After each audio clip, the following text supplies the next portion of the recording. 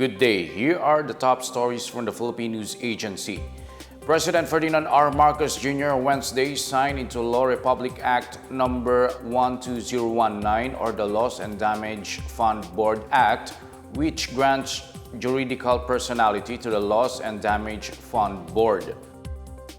The Presidential Communications Office made the law public on Thursday. Aside from juridical personality, the new law also grants legal capacity to the board, a global finance mechanism designed to assist vulnerable countries in addressing the impacts of climate change.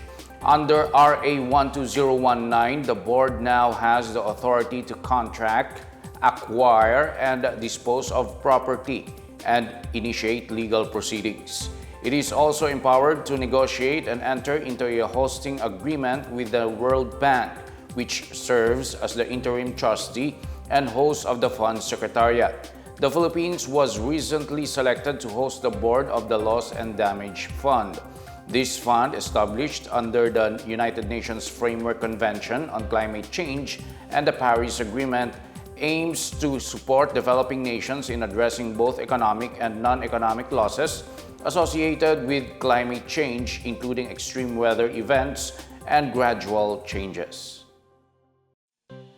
President Ferdinand R. Marcos Jr. has given the green light for the rehabilitation of the Guadalupe Bridge to make it earthquake resistant, capable of withstanding a magnitude 8 quake. In a Facebook post, the president said he approved the project after the 20th National Economic and Development Authority ordered a board meeting held at Malacañang Palace. The rehabilitation of the Guadalupe Bridge is part of the Metro Manila Priority Bridges Seismic Improvement Project. It aims to strengthen the resilience of the country's transport network. A traffic management plan is also being developed to minimize disruptions for commuters during the construction. Upon completion, the Guadalupe Bridge is expected to serve around 365,000 motorists per day, along with approximately 30,257 vehicles using the Lambingan Bridge. The project, funded by Japan International Cooperation Agency or JICA, has faced delays flagged by NEDA, but work on both bridges is set to begin this year. Meanwhile, the president also commended NEDA's commitment to modernizing Laguindingan International Airport in Mindanao to upgrade, expand, and enhance its operations. He also called for support and cooperation as the country works to build better, more for a bagong Pilipinas.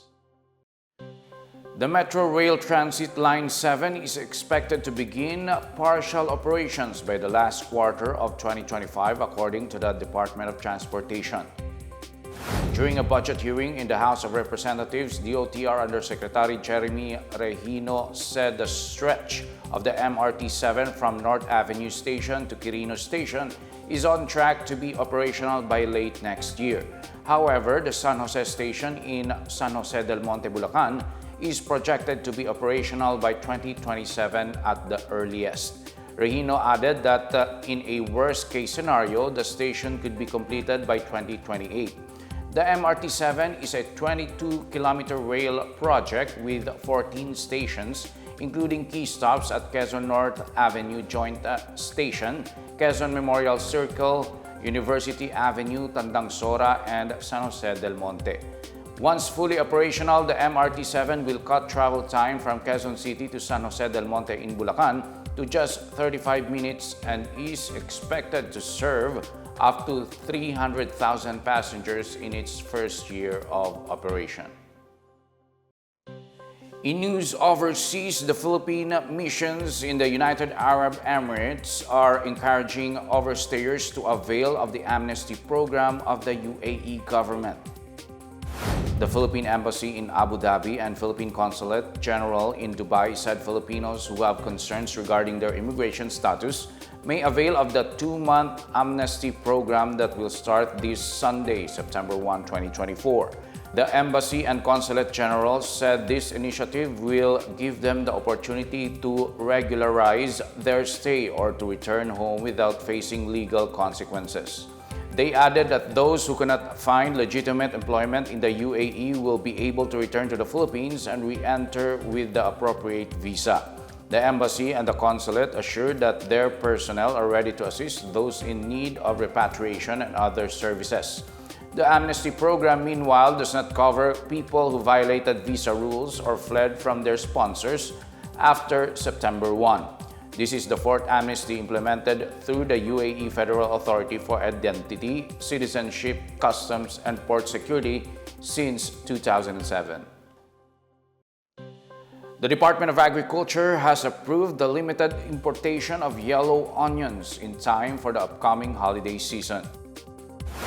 DA Secretary Francisco Chu Laurel Jr. said the Bureau of Plant Industry received approval on Monday to import around 16,000 metric tons of yellow onions. He said this is meant to replenish the country's depleted local stocks and ensure stable market prices of white onions. As of Tuesday, the price of local white onions ranges from 80 to 150 pesos per kilogram. Chu Laurel said limited batches of white onions are expected to arrive by the end of this week or early next week. He assured that imports will arrive before the peak harvest season from March to April 2025. Meanwhile, Chu Laurel said the country has sufficient stocks of red onions until March next year. And that's the latest and the biggest stories on the Pna Headlines. For more news updates, please visit our website pna.gov.ph or our Facebook and X account, Philippine News Agency. The Pna Headlines is also streamed via the Servicio Facebook page. You may also watch the Pna Headlines through the Philippine News Agency's YouTube account and via the News and Information Bureau website under PNA News. I'm Wilnard Bacelonia, and this is the Pna Headlines, bringing stories that unite the nation.